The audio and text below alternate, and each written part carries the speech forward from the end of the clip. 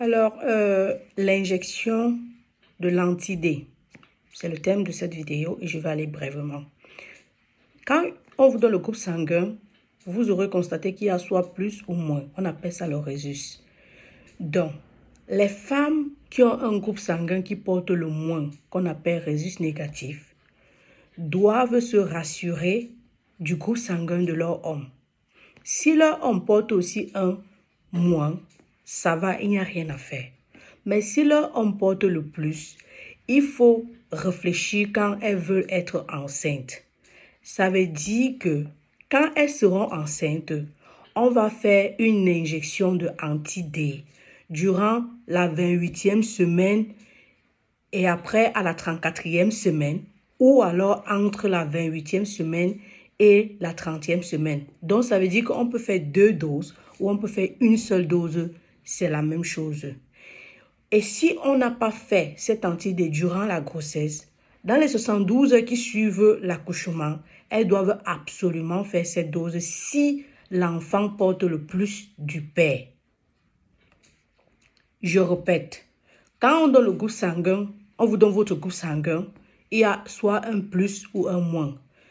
A, B+, A-, O-, bref, il y a un signe, plus ou moins. Maintenant, le signe là est important chez la femme, dans le sens que si la femme a le signe moins, elle doit réfléchir sur le signe de son mari ou de la personne avec qui elle veut faire un enfant. Si l'homme a aussi le signe moins, ça va. Mais si l'homme a le signe plus, durant la grossesse, on va lui faire une injection qu'on appelle immunoglobuline anti-D pour éviter que son bébé meure. Ce qui se passe, c'est quoi? C'est que le moins de la femme montre qu'elle n'a vraiment pas de problème. Mais le plus de son mari est considéré comme un antigène, c'est-à-dire qu'un danger pour le corps si l'enfant qu'elle va porter dans son ventre prend le plus de son mari. Si l'enfant qu'elle va porter dans son ventre prend son moins, ça va, il y a compatibilité.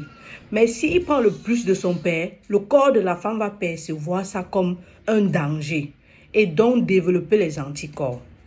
Pour la première grossesse, il n'y a pas de problème, ça va passer. À la fin de la première grossesse, même si tu ne fais pas l'anti-D, tu vas voir, tout va aller normalement, ton enfant n'aura pas de problème.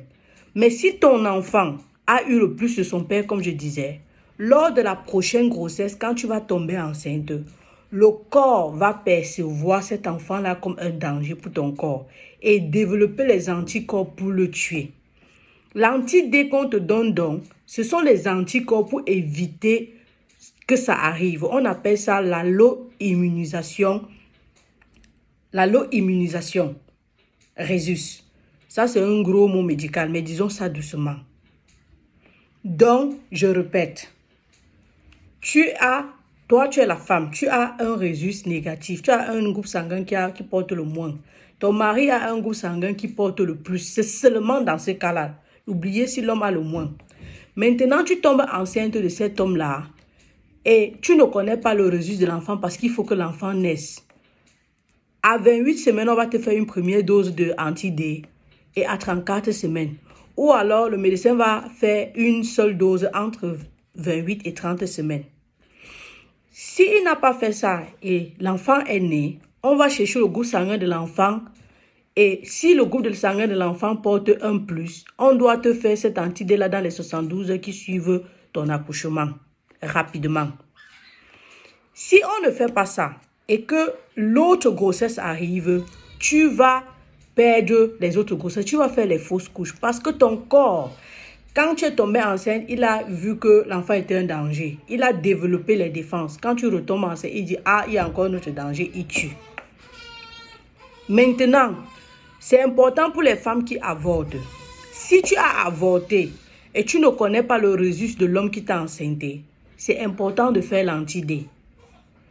Si tu as avorté et tu connais le résus de l'homme qui a avorté, c'est ce que j'ai dit là, c'est important de faire l'anti-D.